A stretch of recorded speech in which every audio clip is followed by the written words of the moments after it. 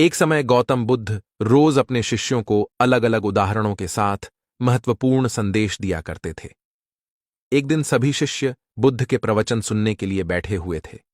बुद्ध एक रस्सी लेकर शिष्यों के सामने पहुंचे। सभी शिष्य बुद्ध के हाथ में रस्सी देखकर हैरान थे।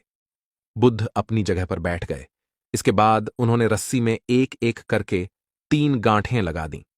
बुद्ध ने शिष्यों से रार रस्सी की ओर इशारा करते हुए पूछा कि क्या यह वही रस्सी है जो 3 गांठ बांधने से पहले थी?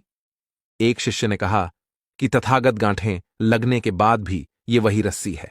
दूसरा शिष्य बोला कि अब इस रस्सी में 3 गांठें लग गई हैं, इस वजह से रस्सी का स्वरूप बदल गया है। अन्य शिष्यों ने कहा कि रस्सी का स्वरूप बदला है, लेकिन इसका मूल रूप से रस्सी वही है। बुद्ध ने कहा कि आप सभी की बातें सही हैं। इसके बाद बुद्ध गांठों को खोलने के लिए रस्सी के दोनों सिरों को पकड़कर जोर से खींचने लगे। बुद्ध ने पूछा कि क्या इस तरह रस्सी की तीनों गांठें खुल जाएंगी? शिष्यों ने कहा कि ऐसा करने से तो गांठें और मजबूत हो जाएंगी। बुद्ध ने कहा कि इन गांठों को खोलने के लिए हमें क्या करना होगा? शिष्य बोले कि पहले हमें यह देखना होगा कि ये गांठें लगी कैसे हैं, गांठों को कैसे खोल सकते हैं।